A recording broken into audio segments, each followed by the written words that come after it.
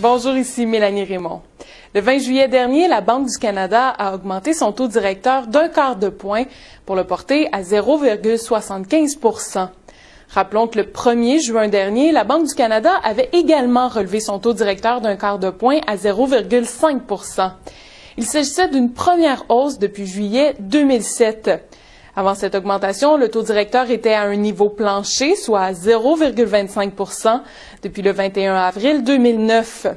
Quel impact ces hausses ont-elles eu sur les taux hypothécaires? Les propriétaires canadiens peuvent-ils absorber une augmentation des taux hypothécaires? Pour le savoir, je rencontre Camille Laberge, qui est économiste à la Fédération des chambres immobilières du Québec. Camille Laberge, bonjour, merci d'être avec nous aujourd'hui. Bonjour Mélanie. Camille, la Banque du Canada a augmenté son taux directeur à 2 reprises au cours des derniers mois. Pourquoi? Eh bien, la Banque du Canada a augmenté son taux directeur pour aller de pair avec le contexte économique. Il y a une reprise mondiale, quoi qu'inégale, mais surtout c'est l'activité économique canadienne qui évolue telle que les économistes l'avaient prédit. Donc, avec la relance, la demande intérieure est plus forte et puis la Banque du Canada a comme mandat de maintenir l'inflation à 2 %. Et puis, en augmentant son taux directeur, elle pense être en mesure de maintenir son inflation à 2 %. Et est-ce que ces hausses du taux directeur se sont reflétées sur les taux hypothécaires administrés par les institutions financières? Non, pas du tout, ou pas encore peut-être. C'est-à-dire qu'il n'y a eu aucune hausse dans les taux hypothécaires à terme de 1 an, 3 ans ou 5 ans.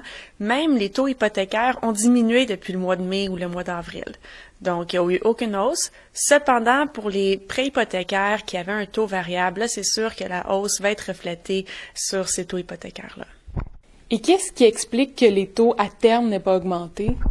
C'est parce que les taux hypothécaires à terme sont surtout sont surtout influencés par les rendements des obligations du gouvernement canadien. Donc, si on regarde historiquement, il y a toujours eu une corrélation presque parfaite entre le rendement des obligations et puis le taux hypothécaire pour les termes. Et est-ce qu'on peut s'attendre à ce que les taux hypothécaires augmentent au cours des prochains mois et même en 2011? Oui, absolument. Si on regarde les prévisions pour les rendements des obligations, on voit qu'ils vont augmenter de manière très progressive jusqu'au deuxième trimestre de 2011. Donc, on peut s'attendre à ce que d'ici vers la fin de l'année 2010, les taux hypothécaires se situent entre 6 et 7 %. Et est-ce que les propriétaires canadiens sont capables ou sont prêts à absorber une hausse des taux hypothécaires? Oui, je dirais que oui. Il y a une étude qui a été menée par l'Association canadienne des conseillers hypothécaires accrédités. Et puis, cette étude-là, dans le fond, regardait la situation des titulaires de prêts hypothécaires au Canada.